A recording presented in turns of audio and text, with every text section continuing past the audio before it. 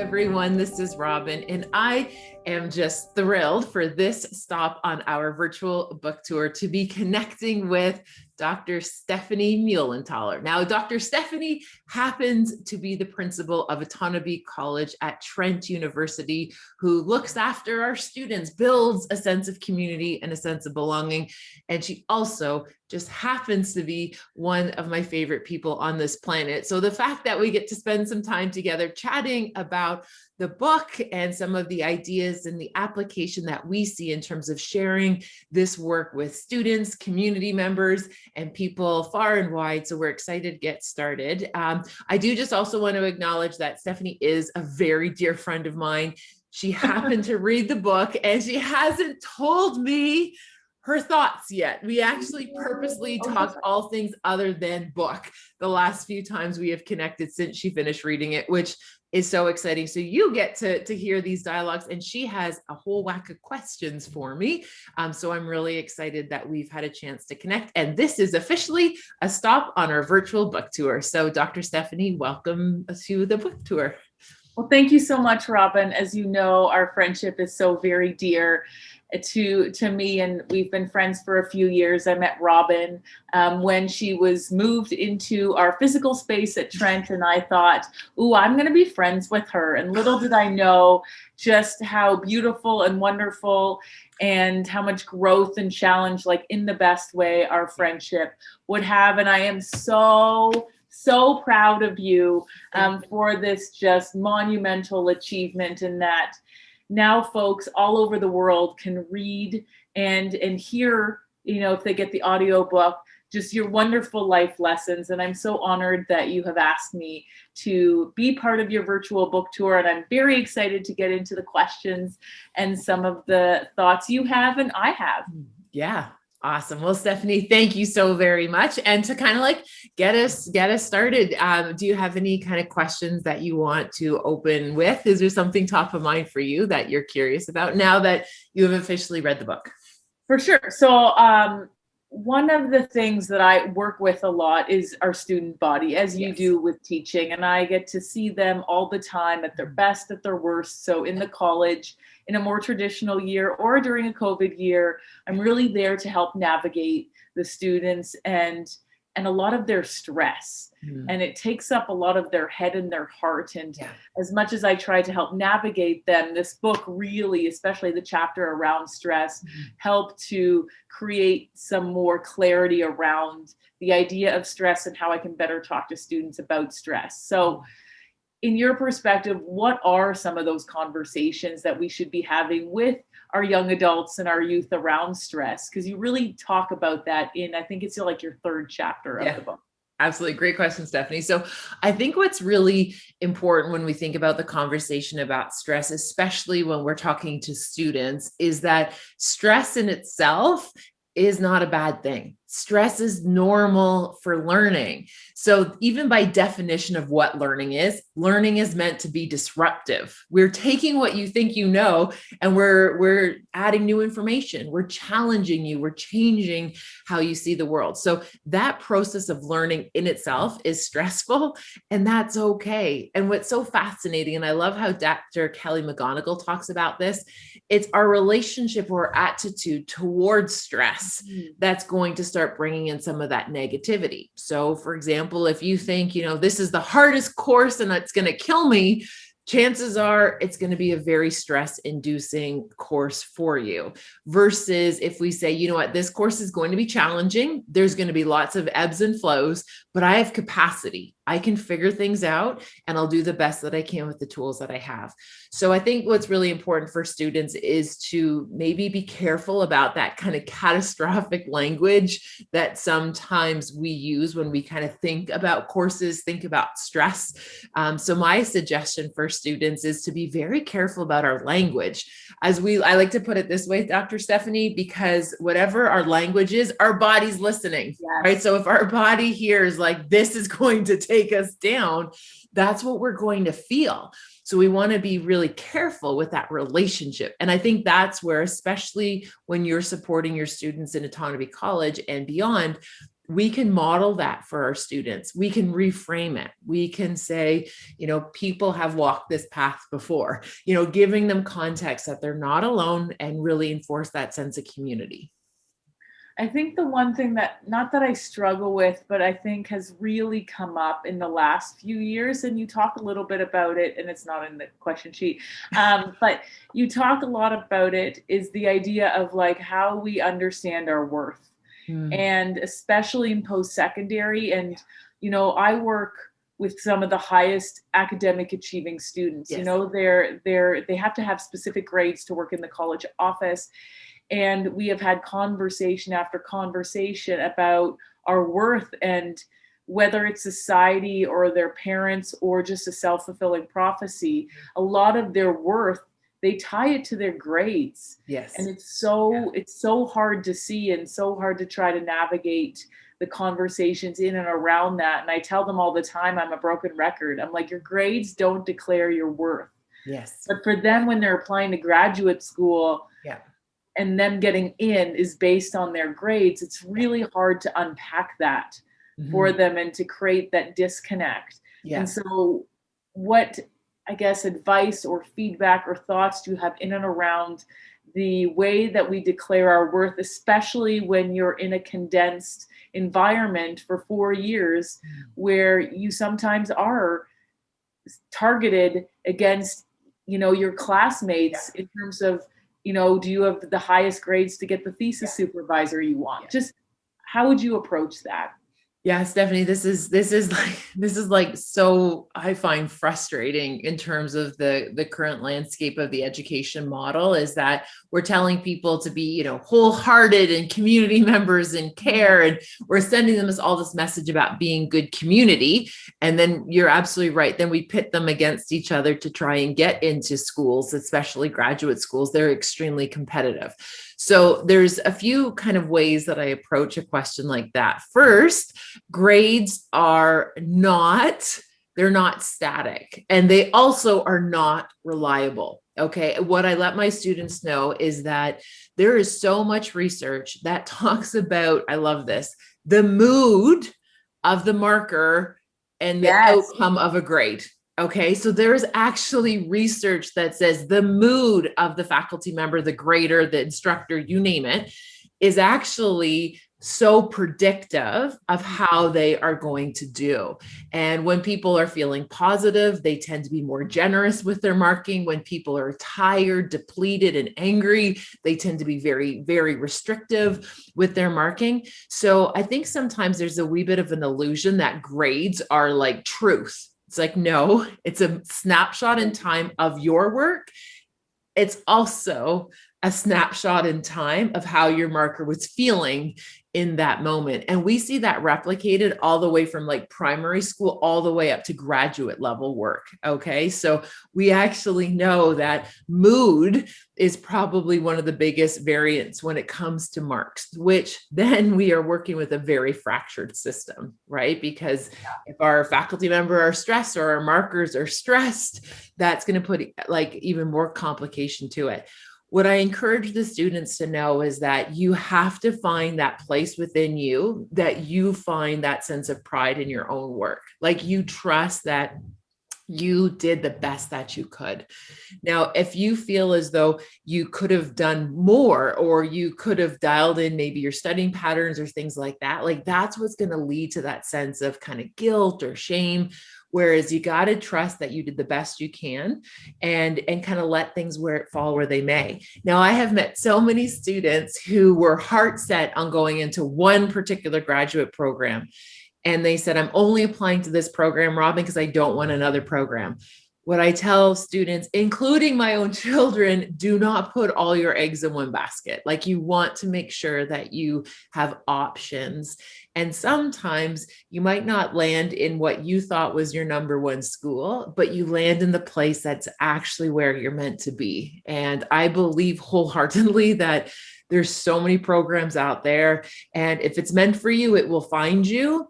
And if it's not meant for you, you're going to find another option. Yeah, and I really like the piece around the mood thing. I actually had to stop myself from grading yesterday because I'm like, I am not in the headspace. Yes. I'm Yeah. getting so frustrated because you have Yeah. to, create paragraphs in a paper. Yeah. And I've told you this 1,000 times. Yes. So I had to step away. I think it's just so hard to watch, Yeah. when they beat themselves up over, I wish I got an 85 and I got an 83, Yeah. but it's only worth 10%. So we know that it's only point whatever, Yeah. 0.2% of, Yeah. and it's just so difficult for them. And I think the struggle with where some folks, and maybe boils down to resiliency, I'm not sure, maybe that is where you can share your wisdom, but this idea of autonomy and ambiguity, for them to, for the first time in their lives, there's maybe not a path for them in their entire lives. They've known that they're going to go to high school and then they're going to go to university, and now just being able to deal with the ambiguity. Yeah. And I think there is a piece of resiliency there is really scaring folks, especially what we're telling them in the news of like, jobs are so much harder, forget about owning a house. Yeah. And we talk a little bit about, or you talk a little bit about the social media piece and the pathway. So what are the things we can tell our students in terms of, or even how do we best support our students to be resilient in this really strange time? And then you throw COVID on top of that, when everything that they've thought for their last year of university has been, quote unquote, taken away from them. Yeah. How do we support our youth in building and working through tough times and being resilient? Yeah. So there's so many things that we can unpack in there. Sorry, it was a lot. I loved it. No. Okay. So I say the first part, kind of not knowing about the future and that kind of that knowing that, that uncertainty exists at every life junction that we're having change. And what happens is if you think about it, when they were, going from, grade 8, they were probably feeling pretty confident with elementary school. Then they start high school and now all of a sudden they're back to the beginning and they're feeling pretty wobbly, a little bit out of sorts. They get to grade 12, OAC in my day, all of a sudden you're feeling pretty significant. That comes crashing to an end when you come to university and you feel so lost. Like the ponds just keep getting bigger and bigger. What we need to remind them are their skill sets, the things that they can count on, which is communication, problem solving, getting along with people. What I see so much when we think about transitioning into the world after education is that we really need to remind our students the skill sets that they have learned along the way. So they've learned how to ask for help. They've learned how to be able to make connection. Those are the things that folks are looking for when they're going into the other types of industry after school. So we want to make sure that the students are able to talk about them, right? Because when you can talk about your skills, it increases your efficacy or your confidence that you can do this. Now, I can let you know, working with industries all over the world, when they're thinking about bringing on new talent, they talk often about the fact that the degree demonstrates that you had follow through. That's full stop. Now I'm interested in your social capital. They want to know that you're going to get along with people. They're going to want to know that you're going to work collaboratively on a team. They want to know that you can increase the positive influence and impact when you start into that job force, whatever that might be. So this isn't a matter of having specific skill sets on knowing how to do the job. It's whether or not you have social capital. So what I say to my students as they go into the unknown, trust in your social capital, because that's what's going to land you a job. That's what's going to help you be successful in the world outside of school. So we don't know what the job might be. So really lean into your social capital as number one.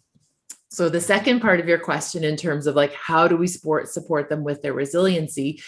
And you made a really great comment about this isn't what many of the students thought their last year would look like. And so this is actually something that's talked about in the literature as ambiguous grief, right? So we're grieving, but we don't even know what we're grieving, versus when you have a clear marker for grief, something bad happened, X, Therefore, we're feeling sad and discouraged, and we're really longing for the future that we thought would unfold.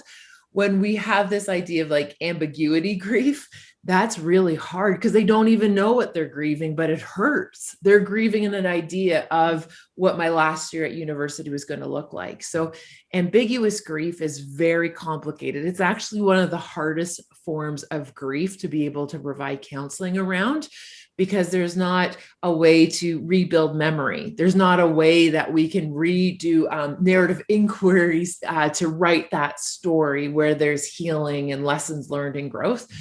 So what I say to my students is, right now, we really need to just, honor the struggle, embrace the suck. This isn't what anyone anticipated. That in your book. But we're going to figure out, it is what it is. And we can either show up or we step out. And when we step out, that's usually when we don't feel good about ourselves. So we continue to step up and do the best that we can.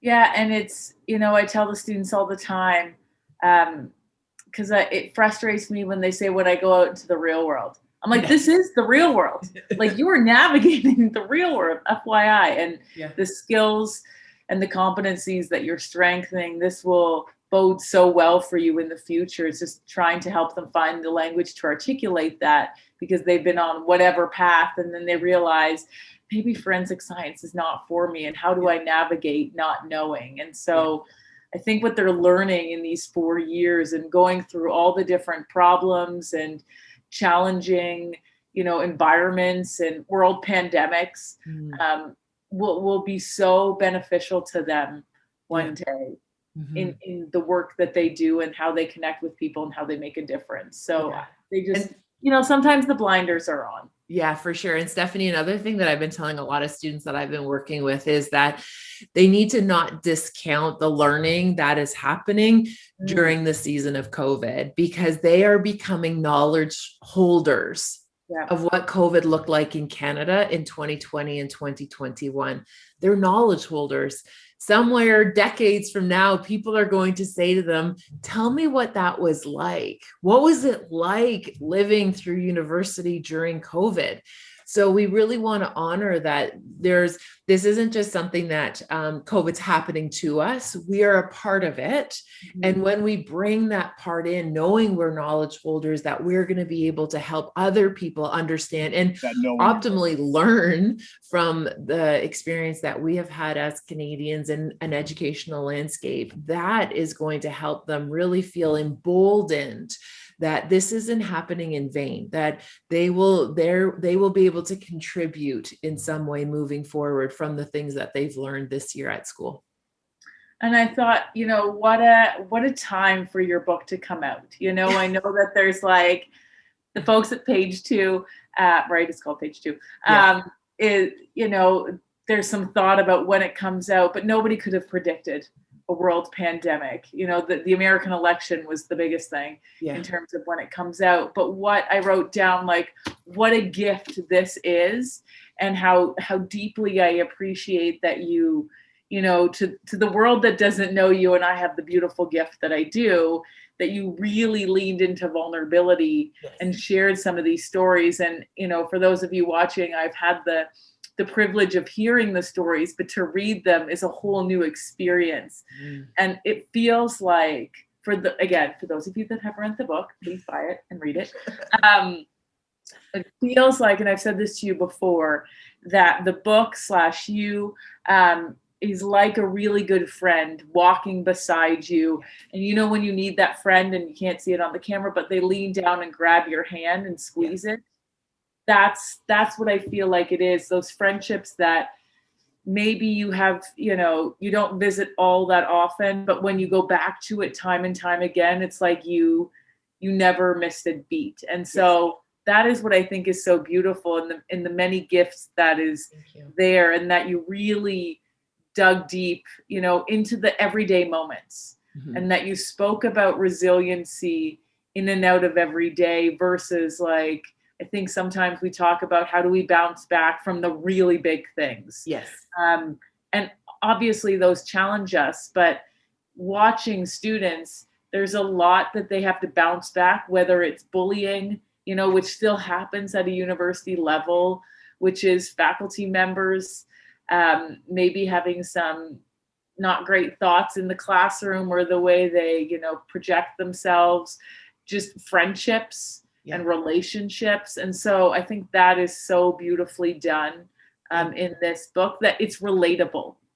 You know, I don't think you need to have gone through a tragic loss to be able to relate to how do you build resiliency and how do you take your pillars, you know, humor and perspective and so on, and apply that every day. So that was like my thought. I love it. There you go. But the friend circle, and also for those folks, I know there's questions, but we're just going to go with it.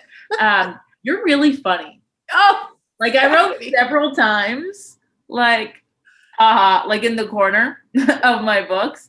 And my favorite was like, who has a favorite bell curve? I sure do. I was like, of course she has a favorite bell curve. I thought that was also really lovely, that like, that is a piece that I got to know more about you because you're really funny in your writing. Yeah, and thank you. I think that's important because a book should elicit emotion, a really good book. And it does that. It like gives you goosebumps and it helps you. That's not the right word. It, you know, you tear up because you're just paying attention to your emotions, and then you laugh out loud. Like what book can tell you that? So that is some of my overall thoughts, because you're like, I don't know what I think. That's what I think. You're really funny. There you go, Stephanie. That was like my great surprise. Thank you. Do you know, I when I'm doing my my public speaking, and again, I've been so fortunate to work with groups all over the world these last little while. And one of my person who manages it often says to me, he goes, Robyne, like you have this capacity, and we hear this routinely, that you like made people cry and then laugh. Like, as in, it's just like natural, right? That we just go through this whole realm of emotions together through this journey. And Stephanie, that your feedback on that area is so important to me, because like, as I'm writing that chapter about, you know, stress and talking about bell curves, it's like, that's that inner dialogue that I'm always having. It's like, ooh, this one's my favorite. This is my favorite bell curve. So like, this is Robyne, right? Like, this is authentic. There was no posturing at all in this writing. It literally is just, here I am, these are my ideas, and I'm coming with a very humble heart to want to share it with people who may need some support finding a way to navigate the current landscape. So one of the things that I also have come upon in the last wee while that I really learned while I was working on this book is, when you can find anything in your life that takes your personality and your passion, and it can align towards a purpose, and it can be you, like that's magic, right? Like, to be able to have your personality match this idea about like what you can contribute, what your purpose is, how to move forward. It's a pretty amazing combination. And I feel very humbled that after many bumps and bruises and nonlinear ways, that I finally landed in that truth, that my purpose is matching my personality, and it comes out in a really authentic way. That this is a part also too, Steph, is that the more specific you get about learning, like when you dive so deep into things like resiliency and wellness and stress, it actually makes it more relatable, because those are universal experiences. Now, not everyone's had the same experiences, obviously, but people know what rejection feels like. People know what loss feels like. People also know what deep joy feels like. So when you dive really deep into these ideas, that's where we all really are. There's so much layers that we have been conditioned and we put upon ourselves for so many different reasons. But when you just get really raw and real, that's where everybody else is too. That's part of them as well. And it awakens, I think, a part of themselves that they are now willing to maybe even just sit with, notice, maybe get curious about, and maybe that motivates them to learn more too. And the piece around authenticity, I know we both share a deep love for Dr. Brené Brown. Yes. As many people do, but two thoughts around that. for me, because I know you, and I think this is such a like a beautiful friendship and such a privilege of like a deep love that we have for one another. Yeah. When you read, you know, whether it's Glennon or Cheryl or Brene, you know, we have this perspective of them, but we don't know what they're like in their day to day. Yes. You know, we trust that their work and the way they show up on Netflix or Instagram is their authentic self. Yeah. But we don't know. I know that this is your authentic self. Like I really, you know, and that's a beautiful thing for folks who may be like, okay, is Robyne like this all the time? Yeah. Yes. Yeah. Like 100%. Yeah. Let that you're quirky and intelligent and wildly funny. Like that's, I think, what made me so proud is that, like, I knew it, but when I read it, I'm like, she just showed up 100% as humble as she is as herself with her work and her teachings and her lessons. And that to me was comforting. Thank you. Because it was, you know what I mean? You don't know. Like, I hope Renee is exactly the way she is. But you don't know. And that was really lovely. And I wrote certain things where I'm like, ooh, I think Brene was speaking to her in this part or whatnot. Yeah. But when you talk about belonging, I have a quote up behind me, it's over there, that Brene talks about the difference between true belonging and fitting in. Yes. And that she says, you know, fitting in is about assessing a situation, I wrote it down, and becoming who you are or becoming who you need to be accepted. Yes. And I see so much of that in university. Yeah. And like the goal really is to create those opportunities of like true utter belonging where like you don't have to change anything about yourself to be who you are. And that I think is the beautiful part about this book and the world in which we work, creating those moments, but you create a space for people to show up exactly who they are and speak to their talents and not their challenges. And so I hope folks have begun or are beginning to find the community within the readers of this book, because I really think it's a powerful testament of the human experience. And you have just been able to bring that to light and shine a light onto, you know, pieces that people maybe were scared to talk about. And so I just love it. Oh, Stephanie, you're so kind. Thank you. And, that's, if, often people have been asking me like, kind of, what's your hope? What do you want to come out of this now that you've done this? And you absolutely like are identifying it right there in your words, Stephanie. It's like, I want to create community. I want to create spaces and hold space where we can, show up in our kind of perfectly okayness. That's what I want people to be able to find, is just almost like refuge from the current landscape that says we have to get stronger, tougher, better, just find the right diet, or just find the right, all of these pressures. If you just get that right recipe, then you're going to be okay.